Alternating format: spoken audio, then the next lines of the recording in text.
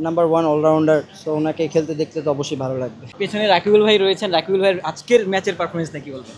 Outstanding performance, man of the match performance, match winning performance, best performance. আলহামদুলিল্লাহ, হয়তো বা run হয়নি, but আমি স্টার্টিং ভালো করেছিলাম। তো আমি কনফিডেন্ট ছিলাম যে যেটা যদি যে ম্যাচে ক্যারি করতে পারবো ওই ম্যাচ আমি ভালো কিছু করতে পারবো।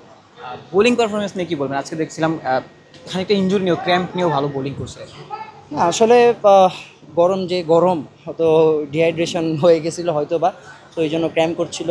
আর সব দলের প্রয়োজন ছিল আমার বোলিং করাটা, আর আমিও ফিল করেছি যে আমি আজকে বোলিং করলে হয়তো ভালো বোলিং হবে। আর উইকেটেও স্পিনারদের জন্য হেল্প ছিল, তো ওই কারণে আসলে ক্যাপ্টেনের সাথে ডিসকাস করে যে আমি যদি এক বা দুই স্টেপে বল করি আর কোনো প্রবলেম আছে কিনা বা কী আসে বিষয়, তো ক্যাপ্টেনও এনশিওর করেছে যে কোনো প্রবলেম নেই, সো আমি ওটাকে কন্টিনিউ করেছি। রাকিবুলের সাথে ব্যাটিং করছিলেন একদম মানে ত্রাতার ভূমিকায়, যখন দল বিপর্যয় ছিল রাকিবুলের সাথে আপনি একসাথে ব্যাটিং করে বাংলাদেশকে একটা সম্মানজনক বা লড়াই করার মতো পুঁজি এনে দিয়েছেন।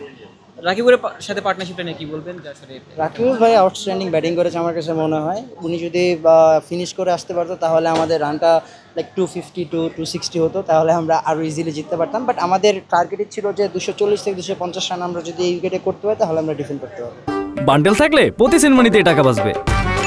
বিকাশ সেনমানি বান্ডেল কিনে জিতুন প্রতি লেনদেনে। দুজনের টার্গেট কি একই কিনা? যেহেতু আসলে দুজনই লেফট আর্ম স্পিনার, দুজনই ব্যাটিংটা ভালো করেন। বাংলাদেশ দলের জায়গাটাও এখন কিন্তু লেফট আর্ম স্পিনারদের জন্য খালি রয়েছে, অলরাউন্ডারদের জন্য। দুজনের টার্গেট নিশ্চয়ই একই, যে জাতীয় দলে খেলা। এটা তো আসলে সব প্লেয়ার যারা এই আন্ডার 14 আন্ডার 16 খেলেন তাদেরও একটি গোল থাকে যে ন্যাশনাল টিমে খেলবে। আমার কাছে মনে হয় যে রাকিবুল ভাইয়েরও আছে, তো আমারও তো অবশ্যই আছে। এখন হচ্ছে কাজ পারফরমেন্স করলে হয়তো বা এই কাজটা ইজি হবে। এই রাজশাহীর ক্রাউড নিয়ে কি বলবেন? এত দর্শক এর আগে আসলে না, এটা তো আসলে আনবিলিভেবল যে এত গরমের ভিতরে তারা এত সুন্দর সাপোর্ট দিয়েছেন আমাদেরকে। এটা আসলে আমার কাছে মনে হয় না বলে শেষ করতে পারবো, বাট অনেক থ্যাঙ্কস যে তারা মাঠে এসে এই গরমের ভিতরে আমাদেরকে সাপোর্ট করেছেন। এতে বোঝা যায় যে আসলে তারা দেশকে কতটা ভালোবাসে। পেছনে রাকিবুল ভাই রয়েছেন, রাকিবুল ভাইয়ের আজকের ম্যাচের পারফরমেন্স নাকি বলবেন? Outstanding performance, man of the match performance, match winning performance, best performance. আপনার টার্গেট আছে কিনা যে রাকিবুল ভাইয়ের সাথে ওই লড়াইটা হবে, বা আপনি দুজন মিলেই আসলে একসময় বাংলাদেশ দলকে লম্বা সময় প্রতিনিধিত্ব করবেন? না, অবশ্যই ভাইয়ের সাথে আমার কথা হয়, উনি আমাকে হেল্প করে, আমিও ট্রাই করি যে যদি কিছু বা আমার থেকেও হেল্প হয়।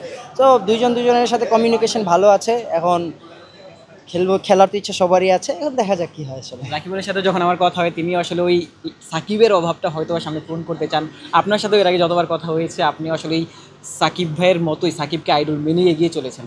একটা সময় সাকিবের মতোই 15, 16, 17 বছর ধরে সার্ভিস দিতেছেন। এটা তো সবারই একটা লক্ষ্য থাকে যে আমি দেশকে রিপ্রেজেন্ট করব, অনেক দিন লং টাইম খেলবো। তো অবশ্যই আমারও একটা লক্ষ্য আছে যে লং টাইম দেশকে সার্ভিস দিব। অবশ্যই লক্ষ্য তো আছে। সাকিব ভাই ক্রিকেটে ফিরেছেন, তাকে খেলতে দেখা নিশ্চয়ই শান্তি। অবশ্যই এটা তো as a number one allrounder, so ওনাকে খেলতে দেখতে তো অবশ্যই ভালো লাগবে। Thank you so much Rabbi, all the best.